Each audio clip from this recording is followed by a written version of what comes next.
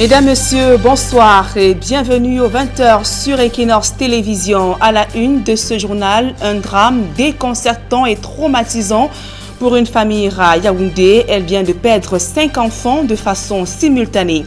Les circonstances encore floues de la disparition tragique de ces gamins laissent sans voix leurs parents. Vous les suivrez au cœur du 20h. Et la colère des chefs traditionnels du Sud-Ouest à 48 heures de l'ouverture du dialogue national en vue de trouver des solutions à la crise socio-politique qui secoue les régions du Nord-Ouest et du Sud-Ouest du Cameroun. Ces dignitaires dénoncent les pressions dont ils font l'objet de la part de certaines élites ainsi que ex-rebelles. C'est face à la presse ce jour à Yaoundé. Voilà pour le sommaire.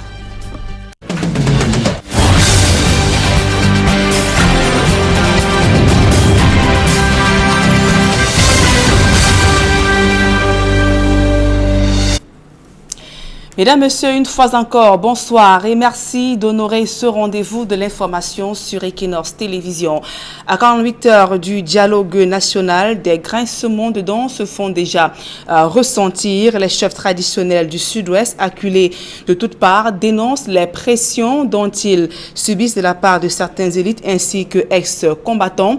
Face à la presse ce jour à Yaoundé, ces chefs traditionnels ont énuméré le chapelet des difficultés rencontrées sur le chemin du retour à la paix dans les régions du Nord-Ouest et du Sud-Ouest. D'autres précisions dans ce reportage de Gizogo. It was very good because I would say that is what some of us was expecting very long ago. But it happens that it never happened. They never called for it. But for now that they call for a dialogue, I believe we all are glad and happy for it because I think it will really try to make sure it will try to bring down things actually because that is what most of us were. Des ex-combattants repentis des mouvements séparatistes dans la capitale, professant que le dialogue national est ce qu'ils réclamaient depuis comme réponse à leurs revendications. C'est bien que quelques moments forts pourraient intervenir lors de ces assises, mais les tensions aussi s'invitent dans l'avant-dialogue national. Ainsi, les chefs traditionnels du Sud-Ouest s'offusquent de ce que d'aucuns essayent de les faire taire. Beaucoup de gens ne veulent pas que les chefs traditionnels du Sud-Ouest parlent. Pourtant que le Premier ministre et même le gouverneur nous a dit de venir parler en haute voix ce que les gens souffrent. Mais d'autres pensent que quand on parle, peut-être on ne va pas dire ce qu'ils pensent. Mais ça, c'est un dialogue ouvert. Tout le monde doit parler, même les fous doivent parler. Après tout ça, nous tous sommes les Camerounais. Selon eux, il s'agit d'un moment de catharsis au cours duquel ils entendent porter le message de ceux qui ont pris le chemin du maquis. Nous sommes là pour venir dire à notre président et chef premier ministre ce que les gens qui sont dans la brousse. On les a dit de faire sortir de la brousse. Ils nous disent pourquoi ils sont même partis, pourquoi ils sont rebelles. Maintenant, ils nous disent qu'il faut qu'on dise la vérité. La vérité, c'est qu'ils se fâchent contre beaucoup de choses qui sont centralisées. Ils ajoutent en outre que le message envoyé par les tenants du séparatisme est le retour au fédéralisme. Ils veulent le dire État fédéré. Avec ça, ça peut les aider à évoluer les économies. À mesure qu'on s'approche du dialogue national, l'adrénaline ne cesse donc de monter. Et la situation socio-politique tendue dans les régions anglophones était au cœur du conseil de cabinet du mois de septembre tenu ce jour à Yaoundé à la primature. Le Premier ministre ainsi que les membres du gouvernement ont également évoqué les rentrées scolaires ainsi qu'académiques au Cameroun. D'autres précisions dans ce reportage de Gizogo une fois de plus. Un conseil de cabinet du mois de septembre consacré à l'après-rentrée scolaire et au début de l'année académique 2019-2020. Face au Premier ministre, le ministre de l'Enseignement supérieur a exposé sur la situation actuelle dans les universités où les cours ont repris dans 8 des 10 établissements. Il faut consolider la reprise effective des cours dans les universités. Les cours ont repris le 24 septembre 2019 dans les 8 universités des régions dites francophones. Quant aux universités du Nord-Ouest et du Sud-Ouest, elles manquent encore à l'appel. Pour les deux autres régions, Nord-Ouest et Sud-Ouest, les cours reprendront en octobre parce qu'il a fallu procéder à des cours de rattrapage dans la plupart des universités. Un scénario identique dans l'éducation de base. La rentrée scolaire s'est déroulée de manière harmonieuse dans 8 de nos 10 régions et qui s'est déroulée, les autres disent mitigée, de manière pour nous satisfaisante dans les régions du Nord-Ouest et du Sud-Ouest. Il n'empêche, la réalité du terrain reste contrastée, même si les attaques contre les maîtres et les élèves, comme dans les années antérieures, ont disparu. Nos écoles sont dans les fins fonds de village. Nous en avions 5897 qui étaient là. Aujourd'hui, 4266 sont fermés. Globalement, nous avons aujourd'hui près de 288 écoles qui fonctionnent normalement dans le Nord-Ouest. Et dans le Sud-Ouest, nous avons près de 1420 écoles qui fonctionnent normalement. Reste maintenant à combler le déficit en enseignants du primaire. Il y a déjà eu le recrutement de 1000 enseignants. Nous sommes en train de les affecter. Nous sommes également en train de recruter. Jusqu'à la fin du mois d'octobre, on doit les avoir affectés 3000 enseignants. Dans le même temps, le gouvernement annonce qu'il va passer à la mise en place de nouveaux modèles d'écoles. Nous ne construirons plus une école sans qu'on puisse la doter d'un centre informatique. Nous allons doter toutes les nouvelles écoles et même les anciennes de logements d'astreinte des maîtres parce que le plus gros problème sur les effectifs est que les gens se retrouvent dans des villages, des zones très excentrées, ils n'ont pas où habiter et ils désertent les postes. La ministre des Enseignements secondaires s'est aussi félicitée de ce qu'elle qualifie de bon début. Et au regard de la situation humanitaire désastreuse dans les régions anglophones, près de 1500 déplacés de cette crise socio-politique ayant trouvé refuge dans la ville de Douala viennent de bénéficier de l'assistance du plan humanitaire sous la conduite du ministre Paul Atangandi. Ils ont bénéficié des produits de première nécessité. Cependant, les bénéficiaires en demandent plus. Innocent Abega, Flavien Valondongo.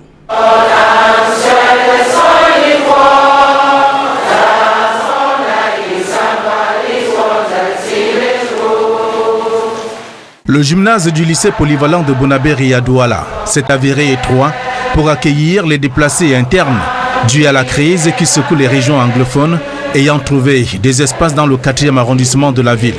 Face à ce qui motive leur espoir, les bénéficiaires ne sont pas restés insensibles au geste de cœur du chef de l'État. Je remercie le gouvernement pour ce qu'il a fait pour nous parce que je suis tellement contente, tellement émue. C'est bien vrai que ce n'est pas beaucoup, mais ça va nous aider beaucoup. Tout ce que je peux lui dire, c'est de lui remercier. Tout le groupe est gentil, pas d'embouteillage. On ne regarde pas les gens avant de les donner. Pour cette première phase du plan d'assistance humanitaire d'urgence, un peu plus de 1000 familles viennent de bénéficier du matériel de couchage, des savons, des sacs de riz, de l'huile végétale, suivi d'un accompagnement financier. Nous accordons cette assistance aux personnes déplacées internes pour leur montrer la sympathie du gouvernement face aux actes criminels dont elles ont été victimes.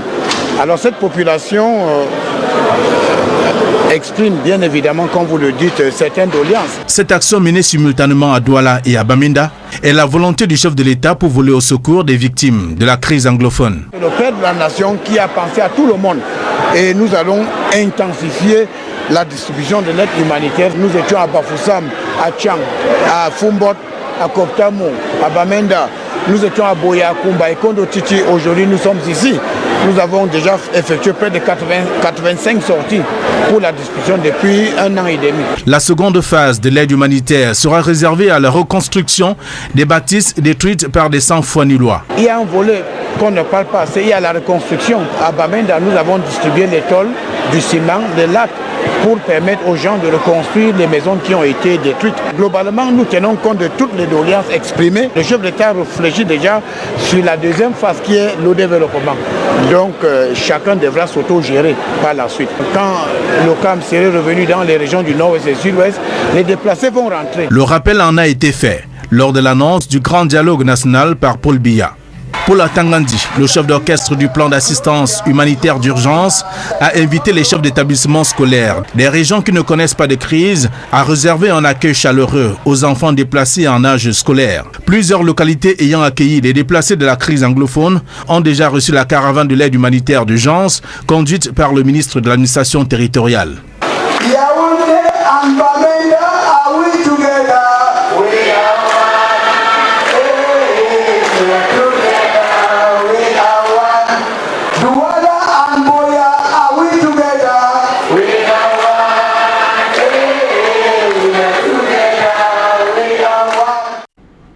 Et dans la localité de Bakoundié, dans la région du sud-ouest Cameroun, les populations ont brillé par leur absence lors de l'opération de distribution de l'aide humanitaire après avoir subi plusieurs fois les menaces des groupes séparatistes. Les habitants sont restés terrés chez eux par peur de représailles lors de la descente du sous-préfet de Koumba 3e. D'autres précisions dans ce reportage de Gladys Sidi.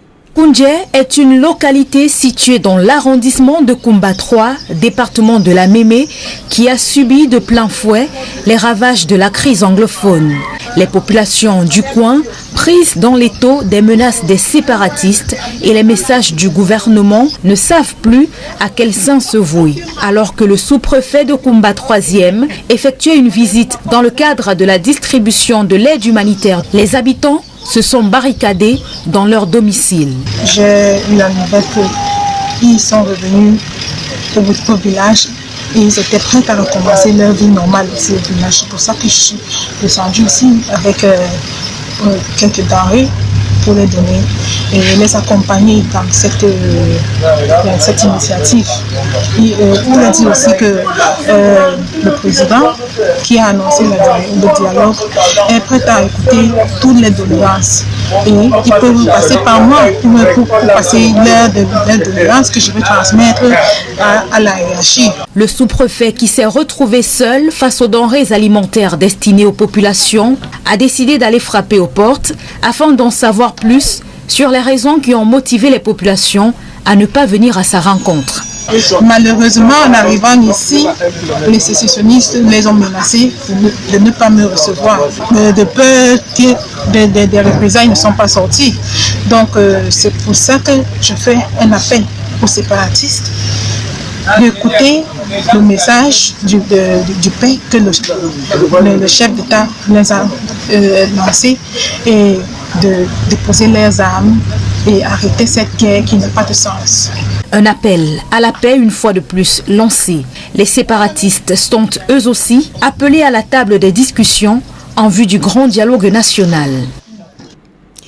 Autre actualité au cœur de ce journal, des Camerounais de la diaspora développent des activités génératrices de revenus. C'est à travers un programme d'appui aux entrepreneurs de la diaspora financé par l'Agence française de développement. Et le bilan des 2 premières années d'activité vient d'être fait au ministère des Relations extérieures du côté de Yaoundé. Le reportage de Marcelin Gansop et Joël Essengue. Lancé il y a 2 ans, le programme d'appui à l'investissement productif de la diaspora revendique quelques acquis. Mon projet porte sur l'extension d'un champ d'ananas de 3 à 8 hectares. J'ai eu à bénéficier de beaucoup de bonnes choses. La première des choses, c'est la création d'une entreprise formelle. La deuxième chose, c'est les formations que nous avons reçues. La troisième chose, c'est l'étude de marché qui m'a permis de voir tous les contours de mon projet. Ayant constaté un faible taux de pénétration du marché en assurance vie au Cameroun, le docteur Emery Kamega a bien voulu revenir au Cameroun, participer à sa façon au développement du tissu économique en créant Akamvi. Mais tout ceci ne s'est pas fait sans quelques difficultés. Comme toute entreprise naissante, nous avons des difficultés liées à l'implantation. Nous avons toute l'expertise nécessaire sur le plan technique, mais il nous restait certains aspects clés qui devaient nous aider à mieux vulgariser notre activité. Là-bas de notre côté, à Hawaï, nous n'avons pas une main-d'œuvre déjà qualifiés parce qu'ils se forment sur le tas et ils sont très très indisponibles. Aussi, la difficulté, c'est la difficulté de financement. Cette deuxième session du comité consultatif a donc donné l'occasion de mesurer le chemin parcouru dans l'encadrement des entrepreneurs de la diaspora camerounaise. Le projet Dias Invest est donc dans sa phase pilote avec un financement de 1 million d'euros de l'Agence française de développement et qui vise 70 projets. Et à ce jour, 62 ont été déjà sélectionnés et effectivement financés. Donc on est plus qu'à mi-parcours là et nous sommes contents de cette évolution. L'Agence française de développement qui finance ce projet se réjouit elle aussi des résultats obtenus jusqu'ici, au moment où ce programme rentre dans sa phase décisive. C'est de créer des opportunités pour la diaspora. Le potentiel est chez eux. Ce sont eux qui ont des savoirs, des compétences, des connaissances. Faire en sorte qu'ils puissent le mettre à profit d'une croissance économique, d'un investissement productif dans leur pays. Le gouvernement veut inciter et impliquer la diaspora dans les actions de développement du pays.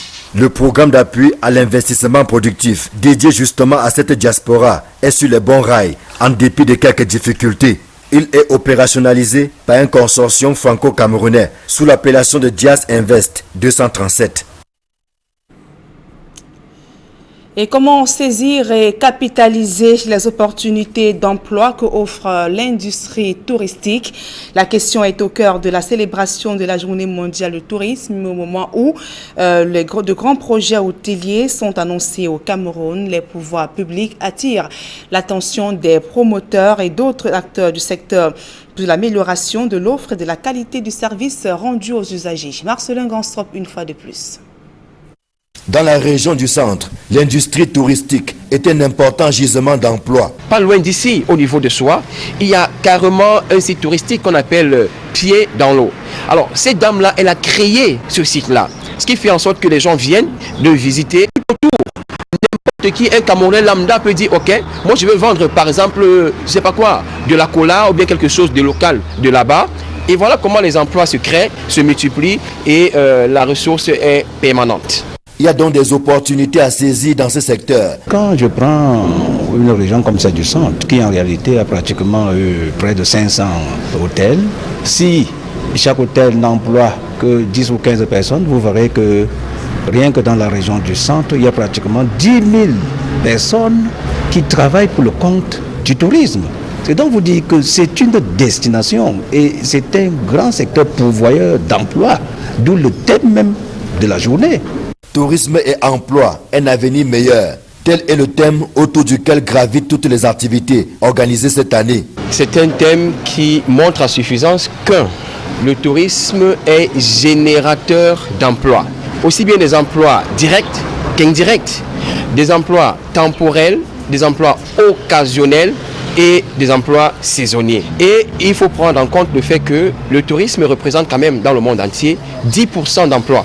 L'occasion faisant le larron, le patron du tourisme dans le centre a saisi l'opportunité de la célébration de la journée mondiale pour attirer l'attention des acteurs de l'industrie touristique sur le respect des normes qui régissent leur activité. Le tourisme en réalité est une industrie, c'est une science. Et quand on dit science, il y a des normes.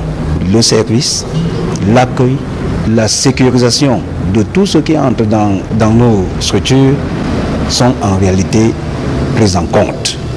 Et le ministre d'État, ministre du Tourisme et des Loisirs, nous a envoyé comme les disciples pour annoncer cela à tous ceux qui font dans notre secteur pour qu'ils tiennent compte de ce que le Cameroun ne pourra se développer que si jamais son tourisme fonctionne normalement. Le Cameroun est doté d'un riche et fort potentiel touristique qui ne demande qu'à être exploré et valorisé. C'est une niche d'emploi et une source de création de richesses. Et je vous le disais en titre, c'est un drame qui suscite la consternation et l'émoi à Yaoundé. 5 enfants âgés de 6 à 14 ans ont trouvé la mort dans des circonstances troubles dans un domicile. La scène se déroule au quartier Odia. Les corps des gamins ont été découverts sans vie au petit matin de ce vendredi, alors de la vie de leurs parents. Les enfants ne présentaient aucun signe de maladie lorsqu'ils sont allés se coucher à la veille. Le récit d'un drame qui bouleverse une famille dans ce reportage de Rodrigue Ngassi et de Aïe Cyril. C'est dans cette maison, non loin du carrefour à Tangana, au quartier Odia, à Yaoundé, que le drame s'est produit.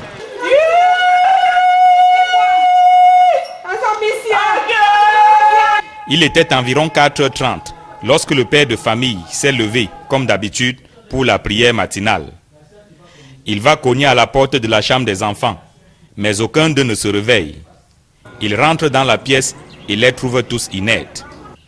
Le père va dans un premier temps administrer lui-même les premiers secours avant de faire appel aux sapeurs-pompiers, aux forces de l'ordre et aux autorités administratives.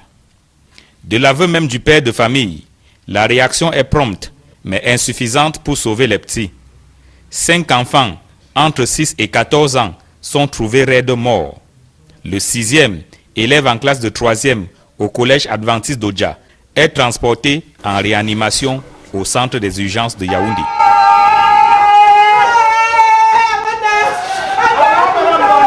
Que s'est-il passé entre 23h minuit lorsque les enfants sont allés se coucher et 4h30 du matin lorsqu'on découvre les corps? Sans rentrer dans les détails, les premiers éléments de l'enquête parlent de problèmes respiratoires. Les cahiers des enfants qui ont fini d'étudier la veille avant d'aller au lit sont encore posés sur la table.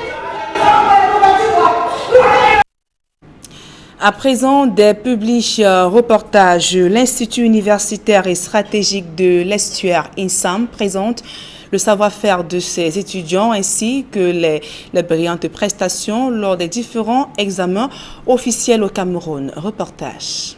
Bienvenue à l'Institut universitaire et stratégique de l'Estuaire. Créé le 12 janvier 2005 sous le nom INSAM, Institut supérieur des affaires et du management, avant de devenir en 2012 l'IUES, l'Institut universitaire et stratégique de l'Estuaire fait aujourd'hui partie des 6 instituts universitaires privés qui ont actuellement le vent en poupe et sont reconnus au Cameroun. L'IUES, c'est 4 grandes écoles qui n'ont plus rien à prouver en Afrique francophone, à savoir l'Institut supérieur des affaires et du management, l'INSAM, l'Institut supérieur de technologie de l'Estuaire, l'ISTE, l'Institut supérieur des sciences appliquées à la santé, l'ISAS, et l'école de formation des personnels sanitaires, l'EFPSA. Logés dans 7 campus à travers le Cameroun, notamment dans les villes de Douala, Yaoundé, Bafoussam et Libreville au Gabon, l'IUES fait partie des 4 meilleurs instituts universitaires privés au Cameroun qui font la fierté de toute l'Afrique centrale, même à l'international. En 2015, par exemple, l'IUES fut premier sur toute l'étendue du territoire national à l'examen national de BTS et des CEP avec un pourcentage de réussite qui frôle à chaque fois l'excellence. L'IUES, c'est 3 modes d'enseignement, en présentiel, en e-learning et en hybride. À préciser que les enseignements sont disponibles en cours du soir et cours du soir. L'Institut universitaire et stratégique de l'Estuaire allie la théorie à la pratique et œuvre incessamment à redorer le blason de l'insertion professionnelle des étudiants avec à l'appui 4 certifications gratuites pour chaque inscription en cycle BTS et un projet professionnel pour les étudiants. Tenez par exemple des certifications Cisco, Microsoft, Sage-Sari, PMP, Lean and Six Sigma, télémédecine, Medical Home Care, c'est-à-dire soins à domicile avec des partenaires américains et l'assistance technique des partenaires indiens du Centre international des certifications de Bangalore en Inde, actuellement au Cameroun. D'ailleurs, une clinique universitaire d'application sera opérationnelle dès cette rentrée académique 2019-2020 à Bafoussam, Douala et Yaoundé pour la vulgarisation du concept adéquation emploi-formation et ce, avec l'assistance technique des médecins indiens. Ici, la formation est basée sur l'interactivité. C'est un forum d'échange pour une meilleure communication entre étudiants et enseignants.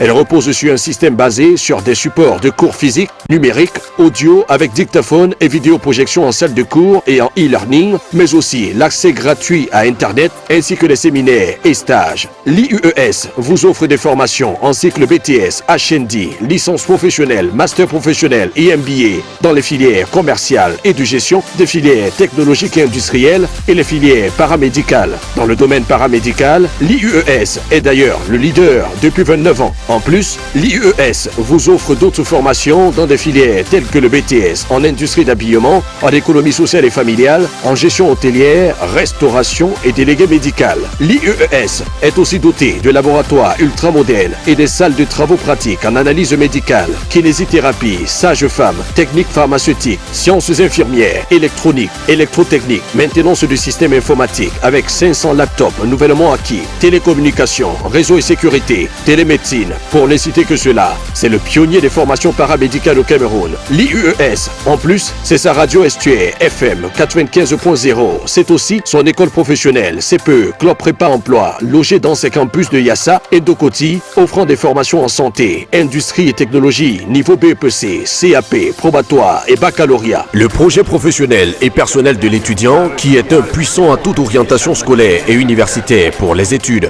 L'Institut universitaire et stratégique de l'estuaire, la forge des compétences et des leaders au service du développement. Et le groupe universitaire INSEM-IBCG se présente aujourd'hui comme un pôle pour de formation adéquate pour les apprenants et c'est ce qui justifie d'ailleurs le succès de ces étudiants lors des examens officiels au Cameroun. Reportage. Groupe universitaire INSEM-IBCG, numéro 1 du succès aux examens. C'est avec un sentiment de joie et de satisfaction totale que la cuvée 2018 des étudiants de la filière santé du groupe universitaire INSEM-IBCG achève cette période gratifiante et enrichissante des stages communautaires dans les différents arrondissements de la région du littoral. Dans le souci permanent de donner le meilleur de la formation à ces étudiants afin de garantir leur succès académique et professionnel, le groupe universitaire INSEM-IBCG ne ménage aucun effort pour leur offrir des opportunités riches d'expérience et de connaissances au contact des professionnels de la santé. Les choses comme celle-ci n'arrivent qu'une seule fois dans la vie. Au nom de mes camarades, je tiens une fois de plus à dire grand merci au groupe universitaire INSEM-IBCG. Actuellement, nous nous sentons prêts pour l'exercice de notre métier. Bienvenue au groupe universitaire INSEM-IBCG, numéro 1 en qualité de formation avec de nombreux majors, vice-majors et les meilleurs résultats au BTS, HND et autres. INSEM-IBCG vous offre des formations de qualité dans les cycles de BTS, HND, licence et master professionnel, MBA, bachelor degree, première, deuxième et troisième année en droit, capacité en droit, les métiers de la mer et les formations professionnelles. Découvrez le même standing, le même confort et la même satisfaction dans tous nos campus répartis au Cameroun dans les villes de Douala, Yaoundé et Kribi. Expérimentez le meilleur de la formation en cycle BTS dans les spécialités de sage-femme, sciences infirmières, kinésithérapie, techniques de laboratoire et d'analyse médicale, techniques pharmaceutiques. Get a purely Anglophone professional training for the HND and HPD diplomas and also the bachelor's degree program in accountancy, insurance, banking and finance, marketing, secretarial studies, management. Obtenez également votre licence et votre master professionnel avec les diplômes de l'université de Douala et ses écoles, sciences de gestion, spécialité gestion des entreprises, banque, bourse, assurance, marketing, ressources humaines, gestion des projets, comptabilité, finance, commerce international, audit et contrôle. Obtenez à INSEM-IBCG votre licence en sciences biomédicales, masters en sciences biomédicales, en santé publique. Vous rêvez d'une carrière dans les métiers de la mer, obtenez votre BTS dans les filières de la navigation maritime, gestion des ports, mécanique navale, électricité, électronique navale. INSEM-IBCG numéro 1 au Cameroun dans les formations professionnelles telles que infographie, 2D, 3D et 4D, vidéographie, cinéma, montage audio-vidéo, secrétariat bureautique bilingue, comptable, juridique, maintenance informatique, marketing, programmation d'applications, webmaster, web design, réseau et télécom, transport et logistique, douane, transit, fiscalité, ressources humaines, banque, immobilier. Déjà 10 ans et nous continuons de maintenir le cap. Merci à tous nos partenaires académiques, au MINUSU, à tous les parents et à tous nos étudiants. Groupe universitaire ISEM IBCG, numéro 1 du succès aux examens. Fin de ce journal, mesdames et messieurs, merci pour votre aimable attention et retrouvez dans un instant Serge Alain Autou et ses invités sur le plateau d'Equinox Soir en direct de Yaoundé. Merci pour votre aimable attention.